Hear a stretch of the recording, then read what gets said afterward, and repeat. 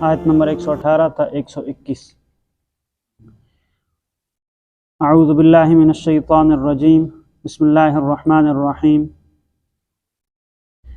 لعنہ اللہ وقال لأتخذن من عبادك نصیبا مفروضا وَلَأُضِلَّنَّهُمْ وَلَأُمَنِّيَنَّهُمْ وَلَآمُرَنَّهُمْ فَلَيُبَتِّكُنَّ آذَانَ الْأَنْعَامِ وَلَآمُرَنَّهُمْ فَلَيُغَيِّرُنَّ خَلْقَ اللَّهِ وَمَنْ يَتَّخِذِ الشَّيْطَانَ وَلِيًّا مِّن دُونِ اللَّهِ فَقَدْ خَسِرَ خُسْرَانًا مُّبِينًا يَعِدُهُمْ وَيُمَنِّيهِمْ وَمَا يَعِدُهُمُ الشَّيْطَانُ إِلَّا غُرُورًا أُولَٰئِكَ مَأْوَاهُمْ جَهَنَّمُ وَلَا يَجِدُونَ عَنْهَا مَحِيصًا۔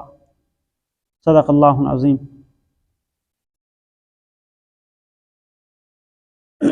اس شیطان پر اللہ نے پھٹکار ڈال رکھی ہے اور اس نے اللہ سے یہ کہہ رکھا ہے کہ میں تیرے بندوں سے ایک طے شدہ حصہ لے کر رہوں گا اور میں انہیں راہ راست سے بھٹکا کر رہوں گا اور انہیں خوب آرزوئیں دلاؤں گا اور انہیں حکم دوں گا کہ وہ چوپایوں کے کان چیر ڈالیں گے اور انہیں حکم دوں گا تو وہ اللہ کی تخلیق میں تبدیلی پیدا کریں گے، اور جو شخص اللہ کے بجائے شیطان کو دوست بنائے اس نے کھلے کھلے خسارے کا سودا کیا۔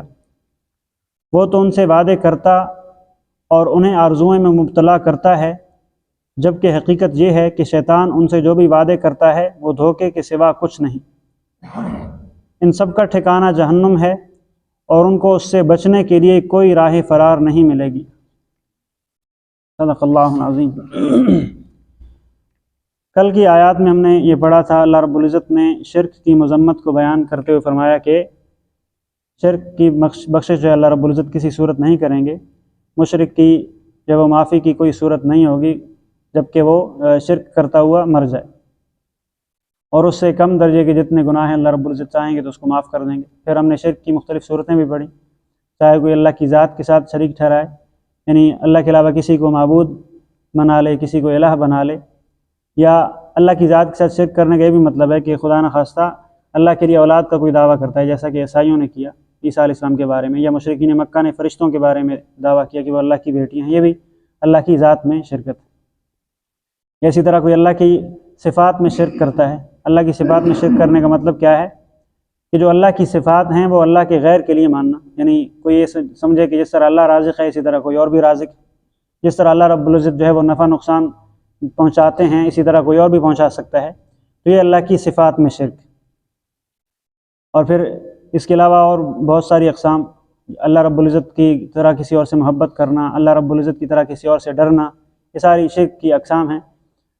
تو اللہ رب العزت نے فرمایا کہ شرک کی کوئی بخشش نہیں ہے، اور پھر اللہ نے وجہ بھی بتائی کہ لوگ شرک کرتے کیوں ہیں، شیطان کے پیچھے لگ کر۔ شیطان ان کو جو ہے وہ شرک کرنے کی ترغیب دیتا ہے اور لوگ پھر شرک کرتے ہیں۔ آج کے درس میں اللہ رب العزت نے شیطان کے شر سے بچنے کے لیے اللہ رب العزت نے انسانوں کو جو ہے بہت ساری ہدایات کی اور اس کی چالوں کے بارے میں خبردار کیا کہ وہ کیسے انسانوں کو گمراہ کرتا ہے۔ چنانچہ سب سے پہلے جملے میں تو اللہ رب العزت فرماتے ہیں لعنہ اللہ، اللہ نے اس پر پھٹکار ڈال رکھی ہے، اللہ نے اس پر لعنت ڈال رکھی ہے۔ جب سے اس نے اللہ کی نافرمانی کی، آدم علیہ السلام کو سجدہ کرنے سے انکار کیا، تب سے اب تک اس کے اوپر اللہ کی پھٹکار ہے اور ہمیشہ رہے گی۔ اور جب اس کو نکالا اللہ رب العزت نے تو اس وقت اس نے اللہ رب العزت کو یہ چیلنج کیا تھا کہ میں آپ کے بندوں کو گمراہ کروں گا، میں آپ کے بندوں کو کیا کروں گا، گمراہ کروں گا۔ لَأُزَيِّنَنَّ لَهُمْ فِي الْأَرْضِ وَلَأُغْوِيَنَّهُمْ أَجْمَعِينَ، کہ میں ان کے لیے اس دنیاوی زندگی کو خوبصورت بنا دوں گا، وہ اسی میں مگن ہو جائیں گے اور میں ان سب کو کیا کر دوں گا، گمراہ کر دوں گا۔ اسی طرح دوسری جگہ پہ ہے کہ ثُمَّ لَآتِيَنَّهُمْ مِن بَيْنِ أَيْدِيهِمْ وَمِنْ خَلْفِهِمْ وَعَنْ أَيْمَانِهِمْ وَعَنْ شَمَائِلِهِمْ، کہ میں ان کے آگے پیچھے سے اوپر نیچے سے ہر طرف سے ان کو گمراہ کرنے کی پوری کوشش کروں گا۔ یہاں پہ بھی یہی بات ہے کہ وَقَالَ لَأَتَّخِذَنَّ مِنْ عِبَادِكَ نَصِيبًا مَفْرُوضًا، اس نے اللہ رب العزت سے یہ کہا کہ میں آپ کے بندوں میں سے ایک بہت بڑا حصہ لے کے رہوں گا، بہت بڑا حصہ لے کے رہوں گا۔ اس کا ہی مطلب تو یہی ہے کہ میں بندوں کے ایک بہت بڑے حصے کو اپنا پیروکار بنا لوں گا۔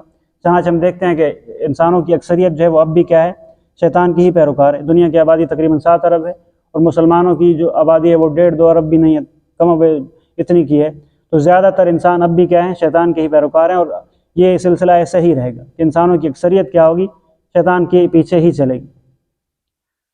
اور اس کا ایک مطلب یہ بھی ہے، مفسرین نے لکھا ہے کہ شیطان نے یہ کہا کہ میں انسانوں کی کمائی کا ایک حصہ اپنے لیے مختص کر لوں گا۔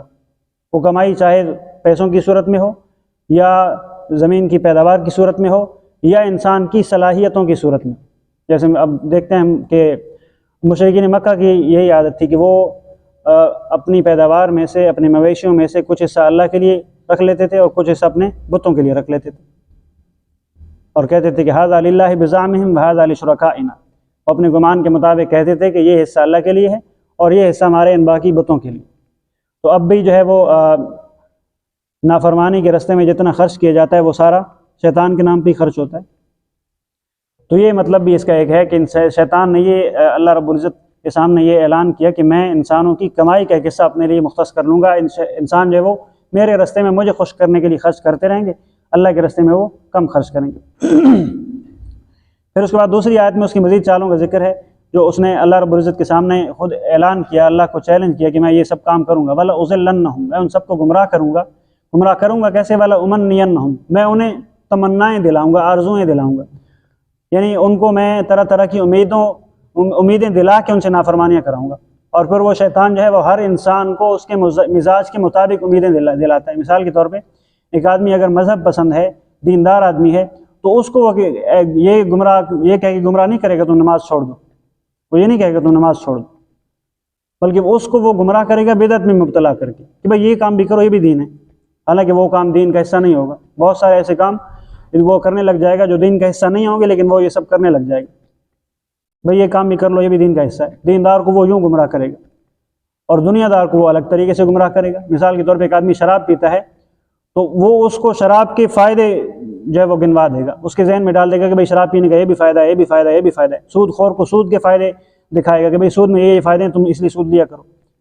جواری کو اس کے اپنے فائدے بتائے گا، جواری کو یہ اس کے ذہن میں ڈالے گا کہ تم نے یہ محنت کی ہے، تم اپنے دماغ سے یہ پیسے حاصل کیے، دماغ کی محنت تم نے لگائی ہے، یہ تمہاری یہ ذہانت ہے۔ تو ہر بندے کو، ہر انسان کو شیطان اس کے مزاج کے مطابق امیدیں دلا کے جو ہے وہ اس سے گناہ کروائے گا۔ یہ اس نے شیطان نے اللہ کے سامنے چیلنج کیا کہ میں یہ کروں گا، ان کو جھوٹی امیدیں دلاؤں گا۔ اور اسی طرح یہ بھی شیطان کی طرف سے امید ہے کہ ایک انسان کرے کچھ بھی نہیں اور پھر اللہ سے امیدیں باندھے رکھے کہ اللہ مجھے بخش دے گا، اللہ مجھے بخش دے گا۔ ایک حدیث میں آتا ہے حضور علیہ السلام نے فرمایا العاجز من اتبع نفسه هواها وتمنى على اللہ، کہ بے وقوف ہے وہ شخص کہ جس نے اپنے نفس کو خواہشات کے پیچھے لگائے رکھا اور پھر اللہ پہ تمنائیں باندھے رکھی، اللہ سے پہ آرزویں باندھے رکھی کہ بس اللہ بخش دے گا۔ عمل کچھ بھی نہیں کرنا، اس کو کہو نماز پڑھ لو تو کہے گا نہیں جی اللہ بخش دے گا بس۔ تو اب یہ اس کو تمنا کس نے دلائی، کس نے اس کو امید دلائی؟ شیطان نے دلائی کہ بھائی عمل کچھ بھی نہیں کرو، بس جو ہے فلاں تمہاری سفارش کر دیں گے، فلاں پیر کے ساتھ، فلاں بزرگ کے ساتھ چونکہ تمہارا تعلق ہے اس لیے تمہیں خود کچھ کرنے کی ضرورت نہیں ہے، بس تم بخشے جاؤ گے۔ تو یہ شیطان کی ایک چال ہے کہ وہ کیا کرتا ہے، انسان کو امیدیں دلاتا ہے کہ بھئی تو تم یہ کام کر لو، تمہیں یہ فائدہ نظر آئے گا۔ تو ہر بندے کو اس کے مزاج کے مطابق امیدیں دلاتا ہے اور انسان پھر وہ غلط کام میں مبتلا ہو جاتا ہے۔ اور پھر اس کے بعد فرمایا شیطان کیا کر، اس نے ایک اور شیطان کی چال کا ذکر کیا، وَلَآمُرَنَّهُمْ فَلَا يُبَتِّكُنَّ آذَانَ الْأَنْعَامِ، کہ میں انہیں حکم دوں گا تو وہ جانوروں کے کان چیریں گے، جانوروں کے کان چیریں گے۔ مشرکین مکہ کیا کرتے تھے کہ مخصوص ایک جانور جس نے ایک مخصوص تعداد میں بچے جن لیے، چار پانچ بچے جن لیے، پانچواں بچہ اگر اس کا نر ہے اس اونٹنی کا تو اس کے کان چیر کے چھوڑ دیتے تھے کہ یہ فلاں بت کے نام پہ ہے۔ اب اس جانور سے کسی قسم کا نفع حاصل کرنا جائز نہیں سمجھتے تھے، وہ نہ اس پہ سواری کرتے تھے، نہ اس کو ذبح کر کے اس کا گوشت کھانا ٹھیک سمجھتے تھے، نہ اس سے کوئی اور فائدہ حاصل کرنا ٹھیک سمجھتے تھے۔ یہ مشرکین مکہ کرتے تھے اور یہ آج بھی لوگ کرتے ہیں۔ اکثر ہم بازاروں میں دیکھتے ہیں کہ کوئی نہ کوئی جانور پھر رہا ہوتا ہے، اس کے گلے میں مخصوص قسم کا پٹا ہوتا ہے، یہ جی فلاں شخصیت کے نام پہ اس کو ہم چھوڑا ہوا ہے، اس کو نہ تو اس کو کوئی دکاندار روکتا ہے دکان کے سامنے سے کچھ کھانے پینے سے، نہ اس کو کوئی مار سکتا ہے، نہ اس کو کوئی پکڑ سکتا ہے، یہ جی فلاں کے نام پہ ہم نے چھوڑی ہوئی ہے، نہ اس کو خود کھاتے ہیں، نہ اس سے کسی اور کو کوئی فائدہ جو ہے وہ حاصل کرنے دیتے۔ تو یہ شیطان کی طرف سے یہ چال ہوتی ہے کہ کسی چیز کو غیر اللہ کے نام پہ نامزد کر کے اس کو چھوڑ دینا، یہ کیا ہے؟ یہ شیطان کی طرف سے سمجھائی ہوئی تدبیر ہے، انسان جو یہ کر رہا ہوتا ہے۔ اس کے بعد اسی طرح فرمایا اللہ رب العزت نے کہ شیطان کیا کرے گا، فَلَا يُغَيِّرُنَّ خَلْقَ اللَّهِ، انسانوں کو حکم دے گا تو انسان کیا کریں گے؟ اللہ کی تخلیق میں تبدیلی کریں گے، اللہ کی تخلیق میں تبدیلی کریں گے۔ اللہ کی تخلیق میں تبدیلی کرنے کے بہت سارے مطلب علماء نے لکھے ہیں۔ سادہ سا مطلب، آسان سا مطلب یہ ہے کہ کسی چیز کو اس کی تخلیق کے بنیادی مقصد کے خلاف استعمال کرنا، کسی چیز کو اس کی تخلیق کا جو بنیادی مقصد ہے اس کے خلاف استعمال کرنا۔ مثال کے طور پہ مرد کو اللہ رب العزت نے بنایا، مرد بنایا کہ بھائی تاکہ یہ شادی کر کے نسل کو بڑھائے۔ اب مرد جو ہے وہ خصی بن جاتا ہے، مرد جو ہے وہ ہجڑا بن جاتا ہے، مرد آپریشن کروا کے عورت بن جاتا ہے، یا عورت آپریشن کروا کے مرد بن جاتی ہے۔ یہ ہے اللہ کی تخلیق میں تبدیلی کرنا۔ اسی طرح اللہ رب العزت نے سورج کو، چاند ستاروں کو پیدا کیا انسان کی خدمت کے لیے، کہ وہ جو ہے سورج طلوع ہو کے روشنی پھیلائے اور انسان جو ہے وہ اس روشنی سے مختلف صورتوں میں فائدے حاصل کر سکیں۔ اب کوئی انسان کیا کرتا ہے، سورج کو ہی اپنا دیوتا مان لیتا ہے، اسی کی پوجا شروع کر دیتا ہے۔ تو یہ کیا ہے؟ اللہ کی تخلیق میں تبدیلی۔ اس کے علاوہ کچھ صورتیں حضور علیہ السلام نے حدیث میں بھی بیان کی۔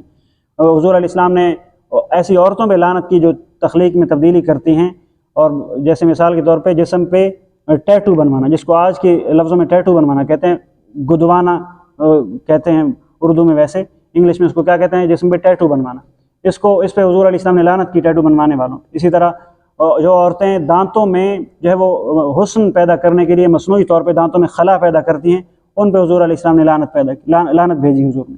اسی طرح جو بھوؤں کے جو بال ہیں، ابرو ہیں، ان کو خوبصورت بنانے کے لیے ان کے بال جو صاف کرتی ہیں خواتین، ان پہ حضور علیہ السلام نے لعنت کی کہ یہ بھی تخلیق میں تبدیلی کے زمرے میں آتا ہے۔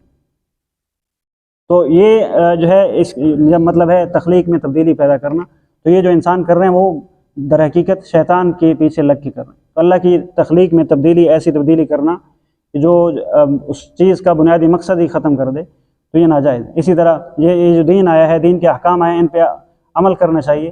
ان پہ عمل کرنے کے بجائے انسان کیا کرے، ان میں جو ہے وہ جان چھڑانے کے راستے ڈھونڈنے شروع کر دے۔ یہ بھی کیا ہے؟ تخلیق میں تبدیلی پیدا کرنا۔ اور پھر اللہ رب العزت فرماتے ہیں وَمَن يَتَّخِذِ الشَّيْطَانَ وَلِيًّا مِّن دُونِ اللَّهِ فَقَدْ خَسِرَ خُسْرَانًا مُبِينًا۔ جس نے شیطان کو دوست بنایا وہ بڑا اس نے خسارے کا سودا کیا۔ اس نے کیا کیا؟ بڑے خسارے کا سودا کیا۔ اور یہ بات اللہ رب العزت نے قرآن مجید میں بہت ساری جگہوں پہ انسان کو یاد دلائی کہ بھئی شیطان تمہارا دشمن ہے۔ شیطان کون ہے؟ تمہارا دشمن ہے۔ سورہ یاسین میں اللہ رب العزت فرماتے ہیں کہ اے بنی آدم، کیا تم نے وعدہ نہیں کیا تھا میرے ساتھ کہ تم شیطان کی عبادت نہیں کرو گے؟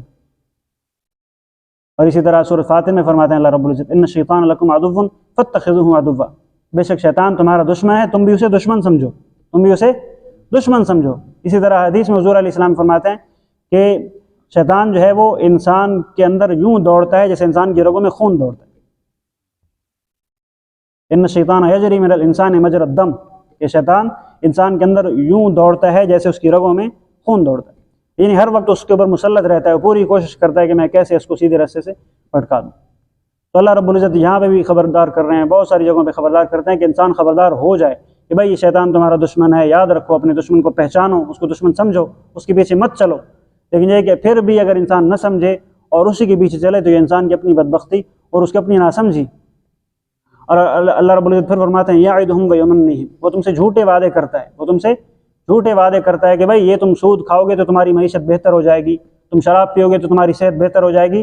یہ شیطان کے جھوٹے وعدے ہیں۔ ویمنیہم، اور تمہیں جھوٹی امیدیں دلاتا ہے کہ تمہیں یہ گناہ کرو گے تو تمہیں یہ فائدے مل جائیں گے، تم اگر جو ہے وہ صدقہ خیرات کرو گے تو تمہارے مال میں کمی ہو جائے گی، اس لیے مت کرو، بچا کے رکھو، جمع کر کے رکھو، کل کو جو ہے وہ تمہاری اولاد کی شادیاں ہوں گی، تم نے کل کو کسی اور کاروبار میں پیسے لگا لینا، بچا کے رکھو۔ یہ شیطان کی طرف سے جھوٹی امیدیں ہیں، ان کے پیچھے مت لگو۔ وما یعدہم الشیطان الا غرورا، اور اللہ فرماتے ہیں کہ شیطان کا وعدہ کیا ہے؟ دھوکے کا وعدہ۔ شیطان کا وعدہ کیا ہے؟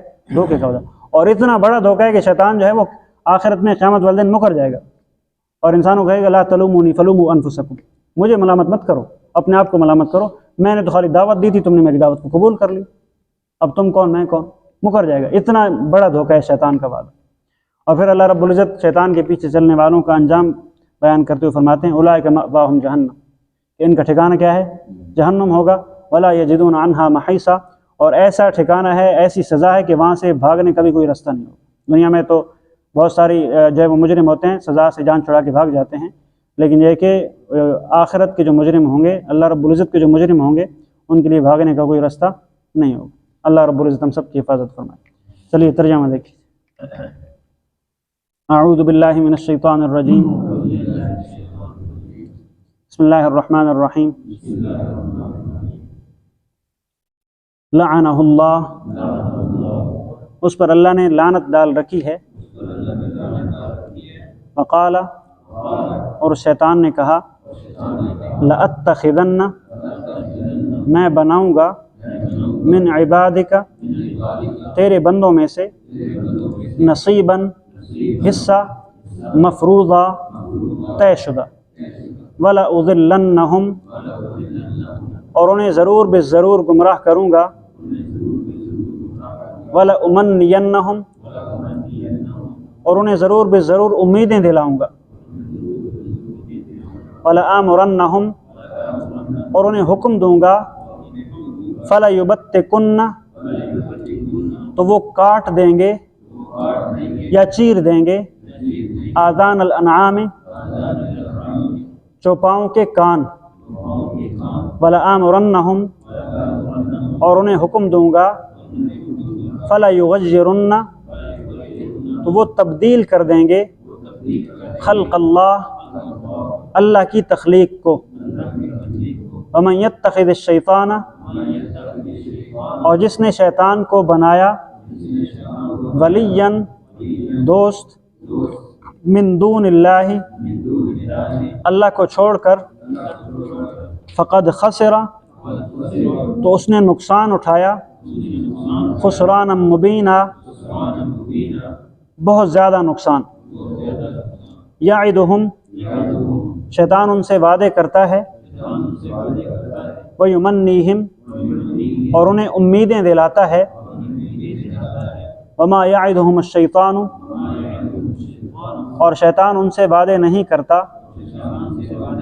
الا غرورا، مگر دھوکا، اولئک، یہی لوگ ہیں، مأواہم، جن کا ٹھکانہ جہنم، جہنم ہے، ولا یجدون، اور وہ نہیں پائیں گے، عنہا، اس سے بچنے کا، محیصا، کوئی راستہ۔ صدق اللہ العظیم۔ کسی کا کوئی سوال ہو؟ آخر دعوانا ان الحمد للہ رب العالمین۔